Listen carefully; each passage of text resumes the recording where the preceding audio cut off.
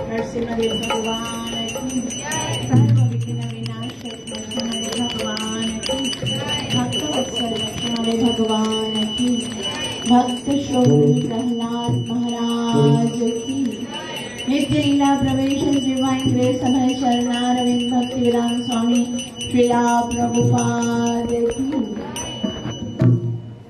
जय राधा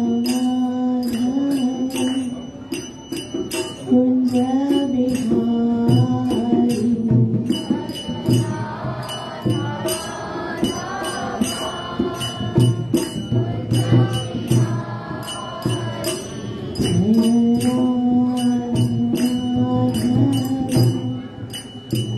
कुंज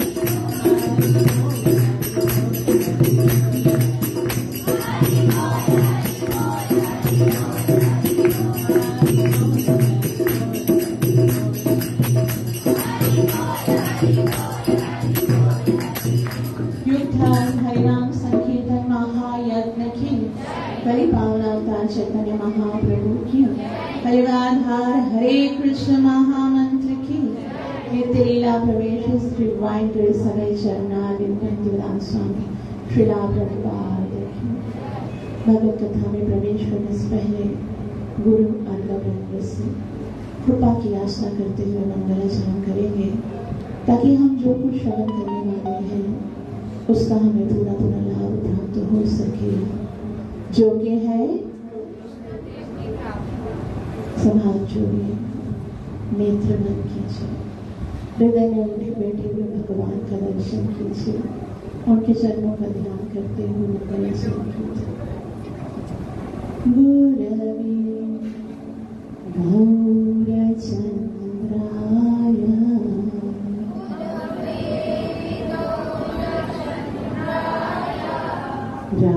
राधिकाय तदालये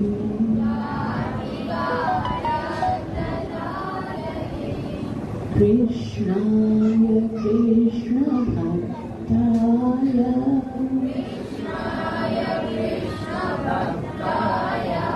तद्भक्ताय नमो नमः।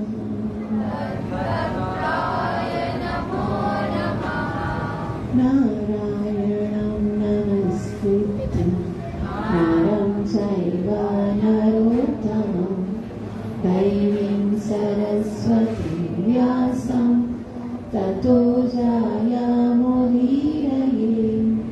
नष्टप्रायेषु अभद्रेषु नित्यं भागवत सेवया भगवति युक्तमश्लोके भक्तिरभवति नैष्ठिकी। पञ्चतत्त्वात्मकं कृष्णं भक्तरूपस्वरूपकं भक्तावतारभक्ताख्यं नमामि भक्तशक्तिकम्। जय श्री कृष्ण चैतन्य प्रभु नित्यानंद श्री अद्वैत गदाधर श्रीवासदि गौर भक्तवृंद। हरे कृष्णा कृष्ण कृष्ण हरे हरे, हरे राम राम राम हरे हरे।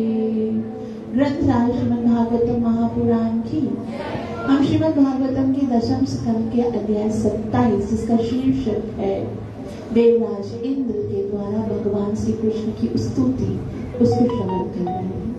देवराज इंद्र कौन है? जो कि सारे देवताओं के राजा हैं। यूं समझिए कि जिस तरह से सारे देवता अगर मंत्री हैं तो इंद्र उनके प्रधानमंत्री हैं। तो वो जो इंद्र है, जो सारे देवी देवताओं के राजा हैं, वो भगवान की स्तुति कर रहे हैं। और कहाँ के राजा हैं? इसको भौतिक जगत में कोई छोटा मोटा राजा होता है, वो भी किसी के सामने अपना सर नहीं झुकाता ना। कोई छोटा मोटा जिसके अंदर थोड़ा कोई प्राइम मिनिस्टर होता है, एक कंट्री का होता है, जो दूसरे कंट्री के प्राइम मिनिस्टर के सामने भी सर नहीं झुकाता। उसको लगता है कि मेरे से कम, मैं थोड़ी ना इससे कम हूँ।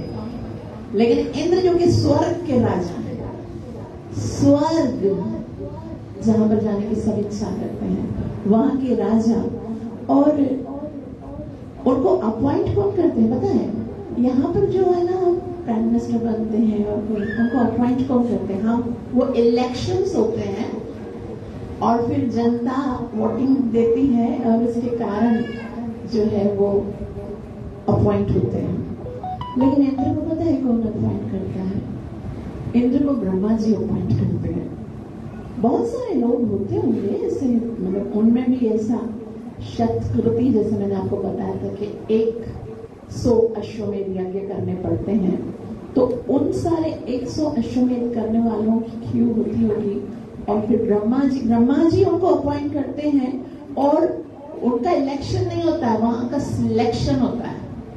सिलेक्ट किया जाता है कि भाई इसके अंदर वो सारे गुण हैं जो सारे देवताओं का आधिपत्य स्वीकार कर सकता है। मतलब सिलेक्ट करता है। भगवान ब्रह्मा जी को आदेश करते हैं कि इस दफा इंद्र इसको बनाया जाए। तो सिलेक्शन होती है वहां पर। आप सोच सकते हो, जिनको इंद्र की पोस्ट पर सिलेक्ट किया है साक्षात भगवान जो अखिल ब्रह्मांड के नायक हैं उन्होंने, तो उनके अंदर कितनी क्वालिटीज होंगी ना।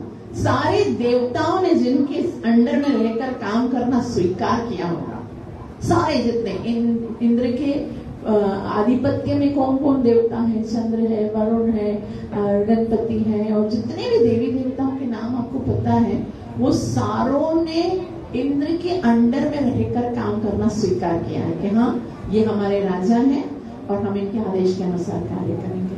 और वो इंद्र जो है वो यहाँ भगवान की स्तुति कर रहे हैं। वो मान रहे हैं कि मैं भगवान नहीं, मैं तो मानता था कि मैं श्रेष्ठ हूँ, लेकिन आज मुझे ये यकीन आ गया, अक्ल आ गई, मैंने देख लिया है। यहाँ पर हमने पहले पढ़ा था कि वो बताते हैं कि दृष्टा श्रुतानुभवोस्य, कि मैंने देख भी लिया भगवान का प्रताप। मैंने सुना तो बहुत दफा था, बहुत बड़े बड़े ऋषि मुनि वो सब बताते थे, लेकिन आज मैंने अपनी आंखों से देख लिया कि कृष्ण से श्रेष्ठ और कोई नहीं है। और इसलिए अब मैं आया हूँ उस कृष्ण की स्तुति करने के लिए।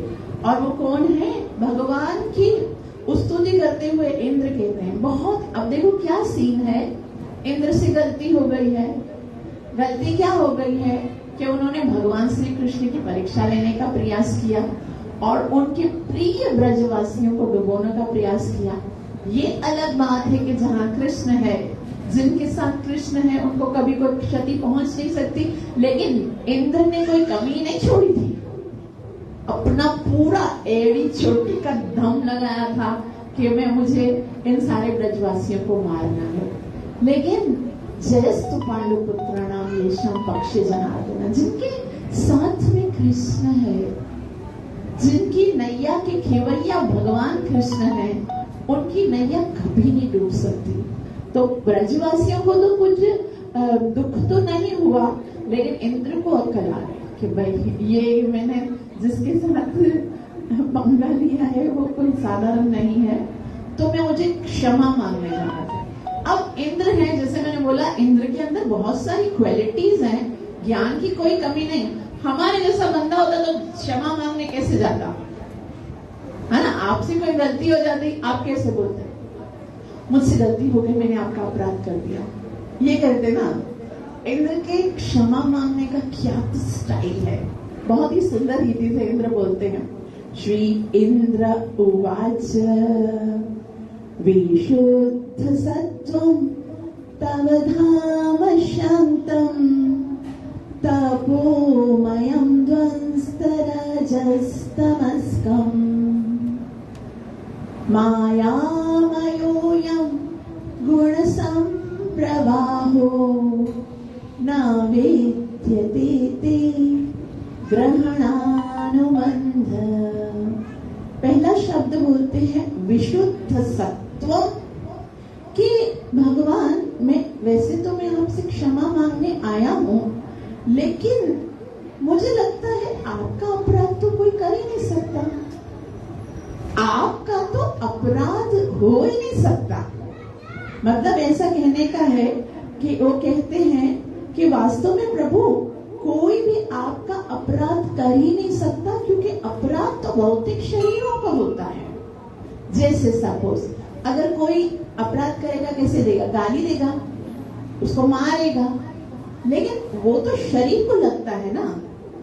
आत्मा के लिए भगवान श्री कृष्ण भगवद गीता 2.20 में कहते हैं नैनम छिन्दन्ति शस्त्राणि नैनम दहति पावक न चैनम खेदयन्ति आपो न शोषयति मारुतः। आत्मा को शस्त्र काट नहीं सकता, अग्नि उसे जला नहीं सकती, वायु उसे सुखा नहीं सकती, जल उसे जला नहीं सकता। अब हमारा क्या है, हम दो हैं, यहाँ शरीर है, अंदर हम बैठे हुए हैं आत्मा। हमको अगर कोई गाली देता है, कोई अपमान करता है, तो आत्मा को लगता है, बताओ आत्मा का कभी अपमान होता है?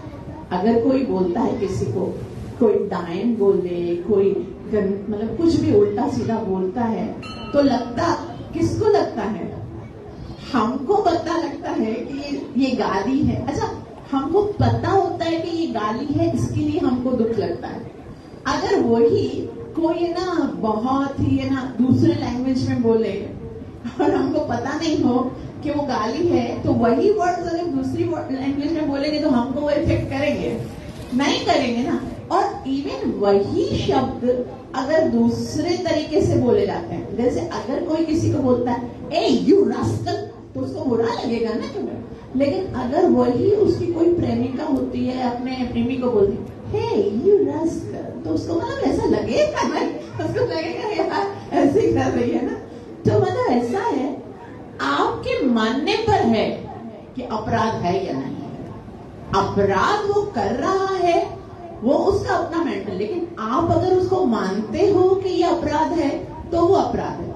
आपने उसको नहीं माना तो वो अपराध। जैसे छोटा बच्चा होता है, हाँ छोटा बच्चा होता है, उसको हम अपने माता पिता भी कितनी तरह से बोलते हैं, ये तो पूरा बंदर है, बंदर की तरह हरकतें करता है, अरे गधे हो क्या, इधर आ जाओ, कितना मतलब गालियां ही होती है ना कि हम बोलते हैं। बच्चा कभी बोलता है अरे मेरी माँ ने मुझे गधा बोला, अब मैं इसके साथ बदला लूंगा, कभी नहीं बोलता, वो तो हंस रहा होता है। उसको तो है ना, क्योंकि उसने अपराध लिया नहीं है, वो मानता नहीं है ना कि मेरा अपराध। एक बार क्या हुआ, महात्मा गौतम बुद्ध जो है वो, उनको है ना कोई व्यक्ति बहुत गालियां दे रहा था, बहुत उल्टी सीधी बातें उनके बारे में कर रहा था, बहुत गालियां दे रहा था। और महात्मा गौतम बुद्ध जो है ना वो मुस्कुरा रहे थे। अब इतना मतलब असहनीय हो गया, तो उनके साथ में कोई व्यक्ति था, वो कहने लगा महात्मा जी ये व्यक्ति हमको कितना बुरा भला कह रहा है, कितनी गालियां बक रहा है, आप उसको प्रतिकार क्यों नहीं करते, आप उसको उत्तर क्यों नहीं देते? तो बहुत सुंदर उत्तर दिया महात्मा जी ने, कहा ओ हाँ वो गालियां दे रहा है बट मैं ले नहीं रहा हूँ, मतलब आप लोगे तो आपको दुखेगा ना, आप वो बोला मैंने अभी तक ली नहीं है ना उसकी गालियां, तो मुझे दुख ही नहीं हो रहा है। हमको दुख क्यों होता है कि हम ले लेते हैं।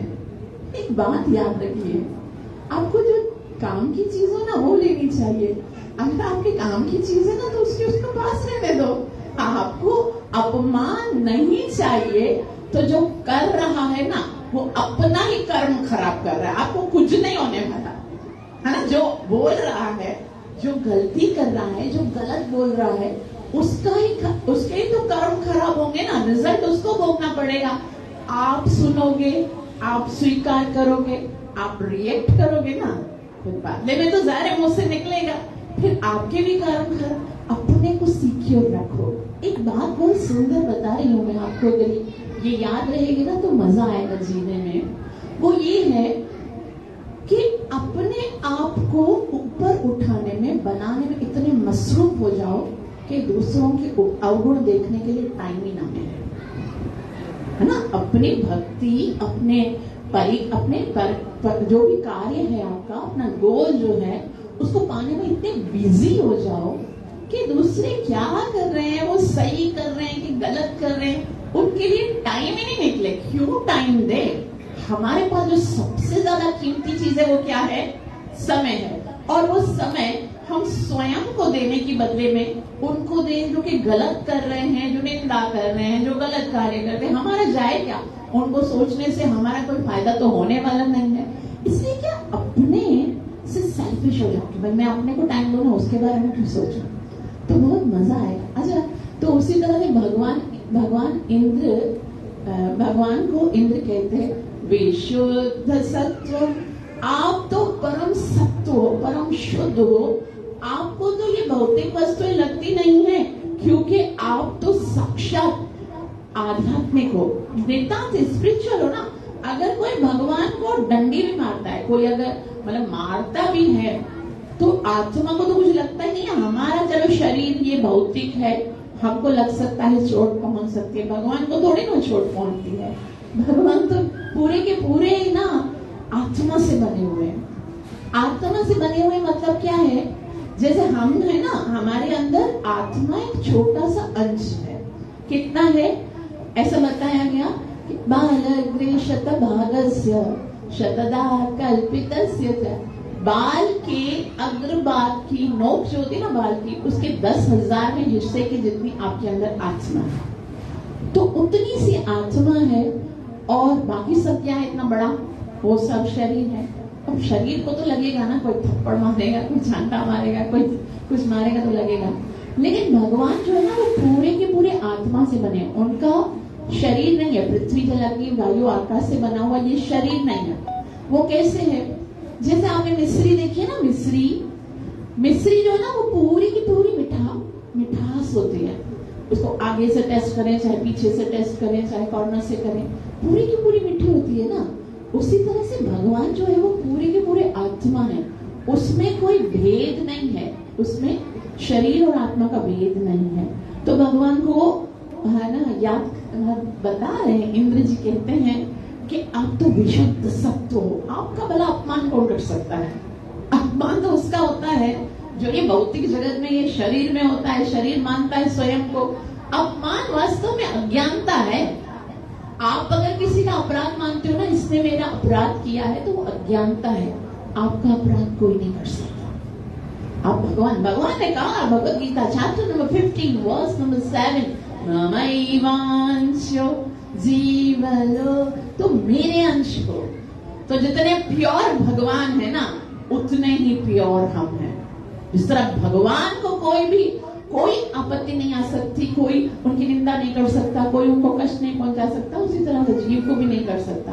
मगर हमारा क्या है ना, आगे कहते हैं कि हम जो है मायामयोयम गुण संप्रवाहो, हम जो है वो माया से बने हुए इस जगत में आकर अपने आप को ये भौतिक शरीर मान जाते हैं, भूल जाते हैं ना कि हम असल में कौन है। इसीलिए हमको दुख लगता है, बाकी भगवान को नहीं लगता। आगे कहते हैं तव धाम, आप धाम हो। धाम का क्या मतलब होता है, हम सब जितने भी जीव हैं उनके निवास स्थान भगवान है। निवास स्थान मतलब जैसे कभी कभी कैसा होता है, हम घर से बाहर जाते हैं, बहुत जगह होती है घूमने के लिए, कोई पाकिस्तान टूर जाता है तो कोई फॉरेन के टूर में जाता है, लेकिन फिर वापस घूम फिर के वो कहाँ आता है, अपने घर आता है। और भले कहाँ से भी होकर आए ना, जब वो अपने घर में आता है ना, फिर उसे भले कैसा भी अपना घर होता है, ऐसा सुकून होता है, अपने घर में बहुत आनंद आता है ना। तो हमको जब ये संसार में अपना जिसको हम मान चुके हैं वहां पर इतना आनंद का अनुभव होता है। अब सोचिए वो जगह जो वास्तव में हमारी है, जो भगवान ने कह दिया इस घर से तो एक दिन आपको अर्थी पे बिठा के निकाल ही देंगे, भले आपने अपने पैसों से खरीदा है, आपके नाम पर भले ही घर हो और पता है भाई इसका तो ओनर मैं ही हूँ सब, लेकिन कभी ऐसा हुआ है कि कोई है ना मर जाए और बोले कि भाई मैं मेरे को क्यों निकाल रहे हो, मैं इसी घर में हूँ, मैं तो ये तो मेरा घर है, दूसरे निकले मुझे यहीं पर रहना है। आपको निकलना ही पड़ेगा एक न एक दिन, लेकिन वो घर तो वो अपना होता है जहां से कोई निकाल नहीं सकता। और भगवान कहते हैं यद गत्वा नानिवर्तन्ते तद धाम परमं मम, वो मेरा धाम है जो तुम्हारा वास्तविक घर है और वहां से कोई नहीं निकालेगा। तो असल में तो हमारा निवास जो है वो भगवान का घर है। इसलिए Bhagavad Gita chapter number 7 verse number 8 में बताया गतिर भरता प्रभु साक्षी निवासम शरणम सुहृद। निवास जो है हमारा निवास धाम जो है वो भगवान का घर है। आगे कहते हैं एक तो आप विशुद्ध सत्व हो और सबके धाम हो, और उसके साथ में आप क्या हो, शांत हो। शांत का क्या मतलब होता है कि भगवान हमेशा शांत रहता है। हमको क्या होता है, क्रोध आता है। भगवान के लिए ना वेद में कहा गया है शांताकारं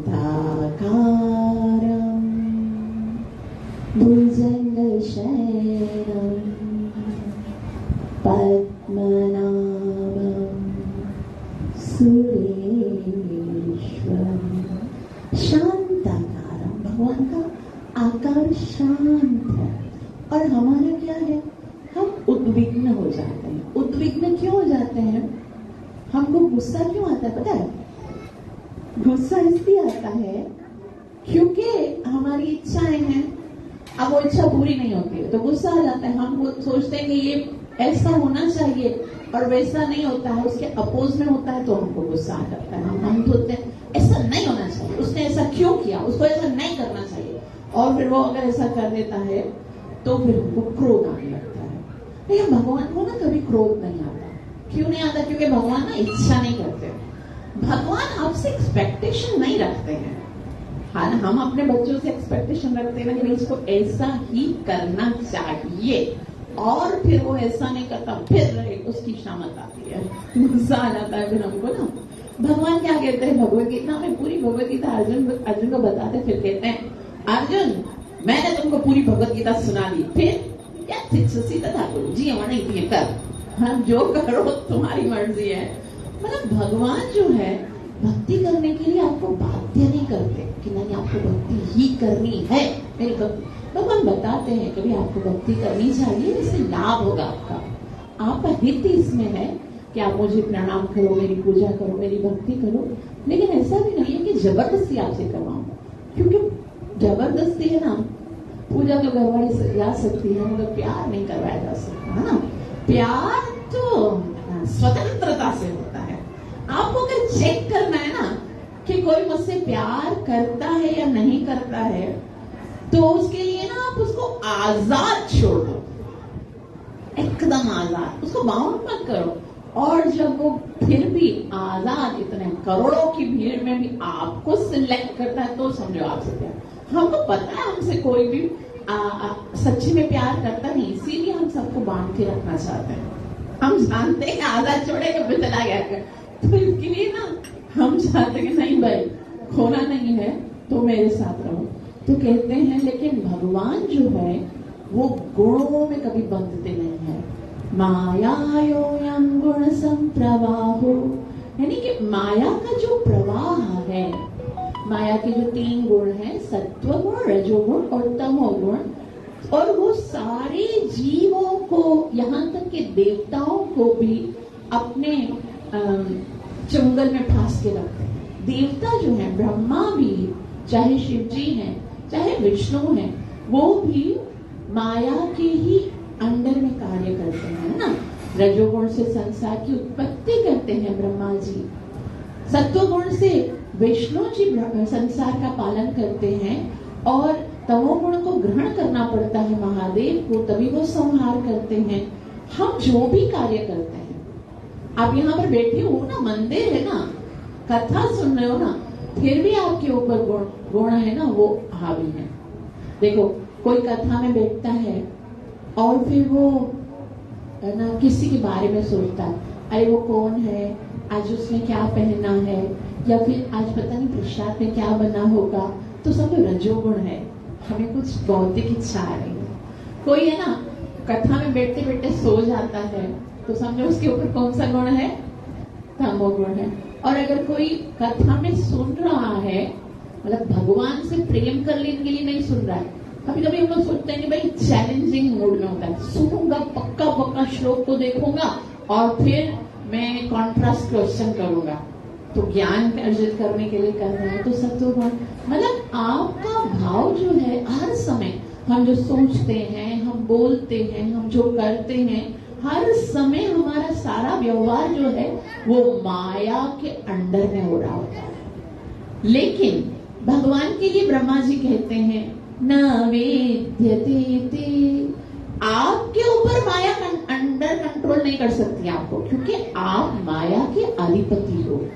ये माया जो है ना, किसी ने श्रील प्रभुपाद जी से पूछा, प्रभुपाद अगर भगवान इतने शक्तिशाली हैं और हम भगवान की भक्ति करते हैं, तो माया हमको अटैक क्यों करती है? तो श्रील प्रभुपाद जी कहते हैं कि maya is not attack you because maya is very strong, but maya is attack you because your intention is very weak. माया इसलिए आपको अटैक नहीं करती क्योंकि आप, माया जो है वो भगवान से या भक्त से स्ट्रॉन्ग है, लेकिन इसलिए करती है क्योंकि भक्त का जो गोल है ना, उसकी ओर उसका इंटेंशन कम है। भगवान की ओर आपका इंटेंशन नहीं है कि मुझे भगवान को प्राप्त करना है। एक बार यदि आपने ये बात डिसाइड कर ली कि इस जीवन में मुझे भगवत प्राप्ति करनी है, फिर माया टेक नहीं कर सकती। भगवान कहते हैं मामे वये प्रपद्यन्ते माया में हम तरंती थे, जो मेरी शरण में आ जाता है वो माया उसको कभी भी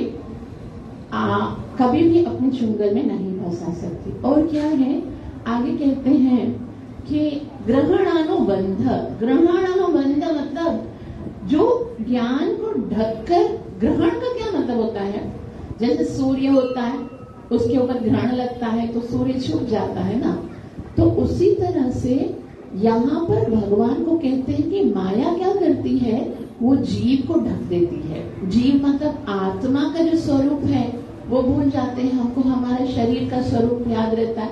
हमको कितना बताया जाता है, गीता में भगवान बार बार बताते हैं तुम आत्मा हो, तुम्हारे संसार से कोई लेना देना नहीं है तुम, लेकिन फिर भी हमको शरीर याद रहता है, वो ग्रहण लग जाता है हमारे ऊपर माया का।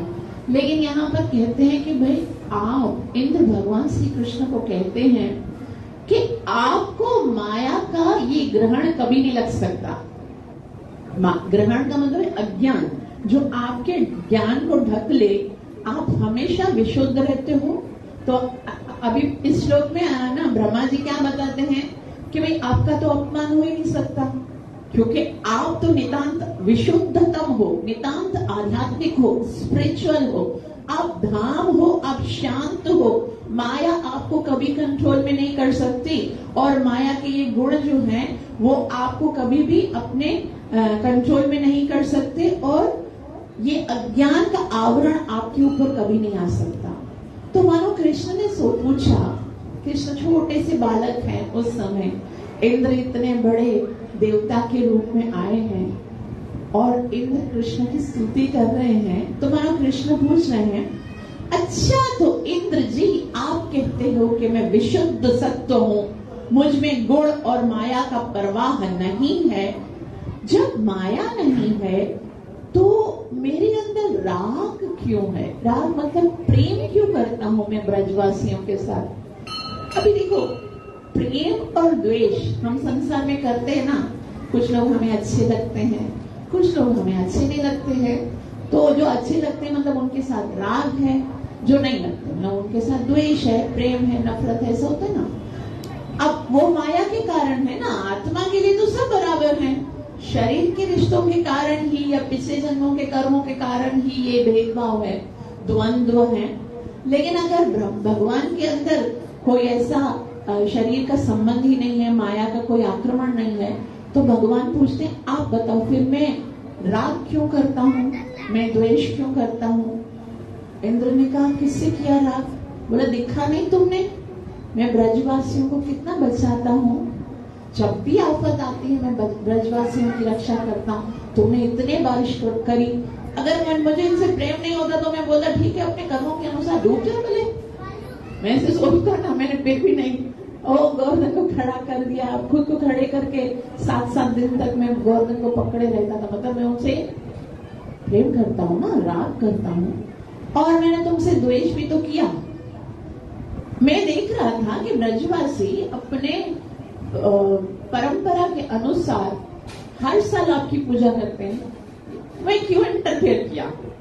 अगर मैं द्वेष नहीं करता तो मैं बोलता भले ठीक है भाई करे, तो जिसका भी करना है करे, मैं क्यों इंटरफेयर कर रहा हूँ कि भाई नहीं तुम इंद्र की पूजा नहीं करना, तुम गोवर्धन की पूजा करना। तो मतलब तुमसे द्वेष किया तभी तो मैंने उनको बोला ना। तो ये मेरी तो आसक्ति ब्रजवासियों के साथ है, आपके साथ द्वेष है, और आपका यज्ञ मैंने होने नहीं दिया। इतना बड़ा यज्ञ आपका हो रहा था, मैंने बोला नहीं सारी सामग्री लेके चलो गोवर्धन को खिलाएंगे।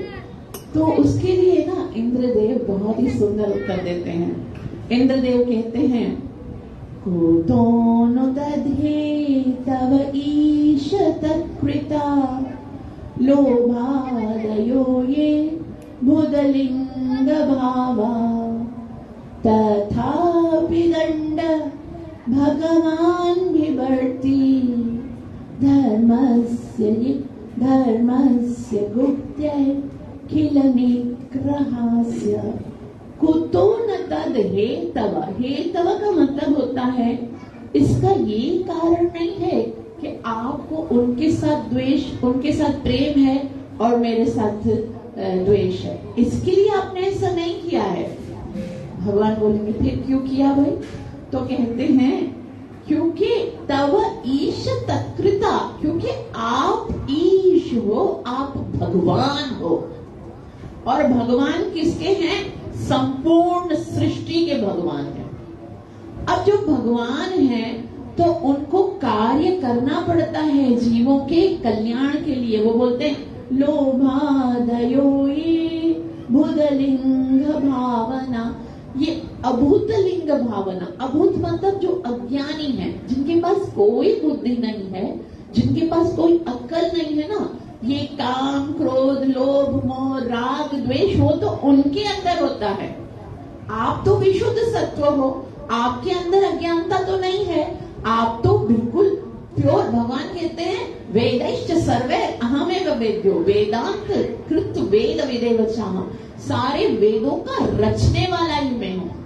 तो भगवान के अंदर कोई भी ये क्या है? लोभादयो, ये लोभ ये राग ये द्वेष हो ही नहीं सकते। लेकिन आप ईश्वर है ना, आप भगवान हैं, आपको अपना जो ये कर्तव्य है ना उसको पूर्ण करना पड़ता है। ईश्वर है, ईश्वर का क्या मतलब होता है पता है आपको? ईश्वर का मतलब होता है कंट्रोलर, ईश्वर का मतलब होता है मालिक। संसार में बहुत सारे ईश्वर हैं जो कंट्रोल करते हैं, लेकिन उनके पास ना एक पर्टिकुलर जगह को वो कंट्रोल कर सकते हैं, एक पर्टिकुलर मतलब खास जगह को कंट्रोल कर सकते हैं, खास मुल्क को कंट्रोल कर सकते हैं, खास लोगों को कंट्रोल कर सकते हैं, कुछ स्टेट को कंट्रोल कर सकते हैं और बाकी जगह को नहीं कर सकते। ईश्वर बोलते हैं मतलब जैसे पाकिस्तान का प्राइम मिनिस्टर है तो इंडिया के लोगों को थोड़ी ना कंट्रोल कर सकता है, इंडिया का है तो वो अमेरिका को थोड़ी ना कंट्रोल कर सकता है। वो एक मतलब खास जगह का ईश्वर होता है, वो अबाध्य ईश्वर नहीं होता है।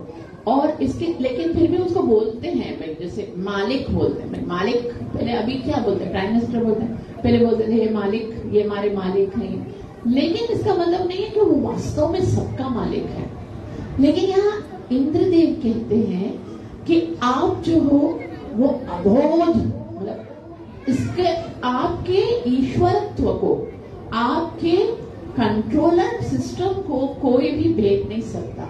आप सबके ईश्वर हो, चाहे वो कहीं का ईश्वर हो, चाहे वो संसार में किसी कंट्री का हो, चाहे स्वर्ग का हो, मेरे जैसा कोई बड़ा ईश्वर हो, फिर भी आप समस्त ईश्वरों के ईश्वर हो। इसीलिए तो ब्रह्मा जी कहते हैं ईश्वर परमः कृष्ण सच्चिदानंद विग्रह, आप परम ईश्वर हो। तो इसलिए आपको अधिकार है। क्या अधिकार है? तो कहते हैं तथापि दंडम भगवान बिभर्ति, आपको जीवों को दंड देने का अधिकार है।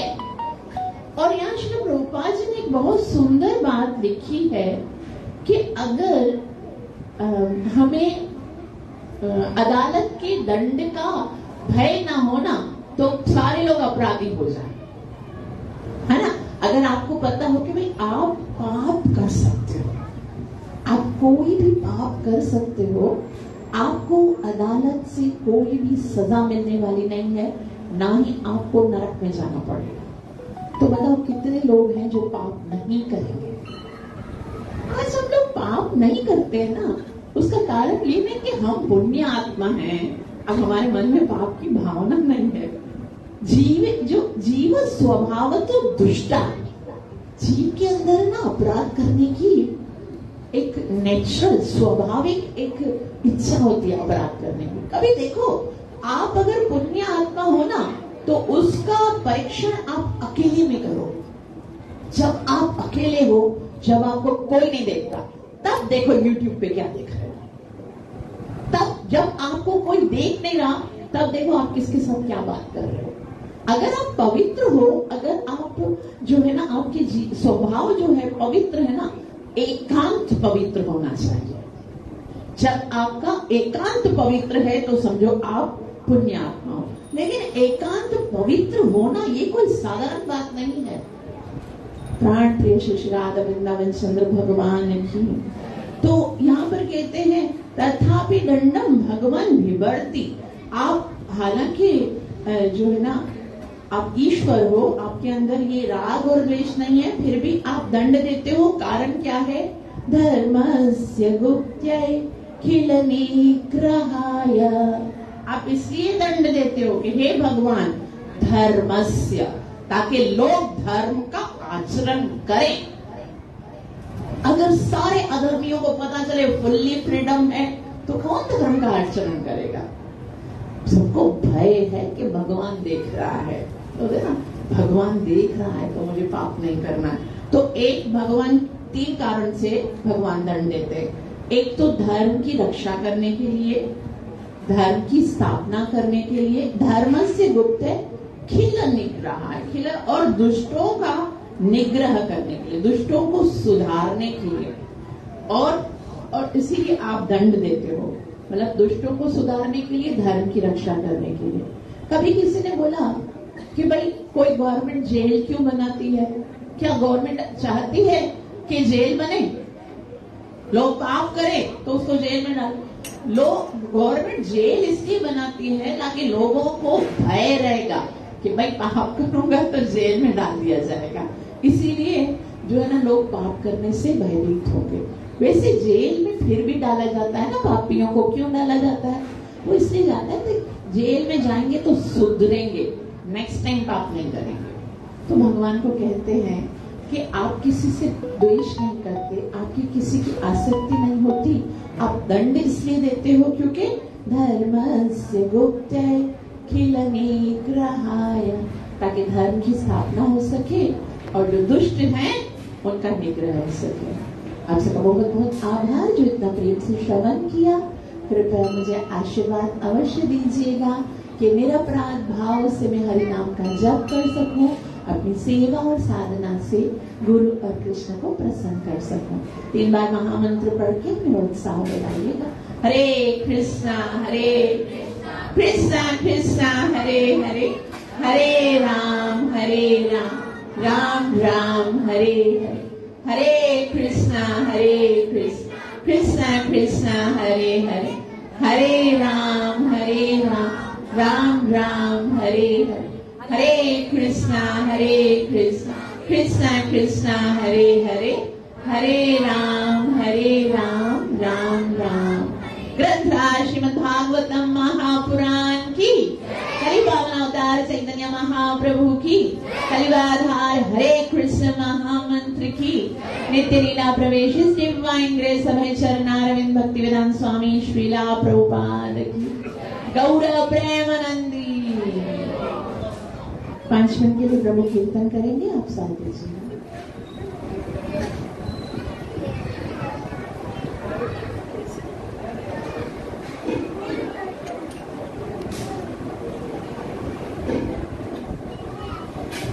ये वाला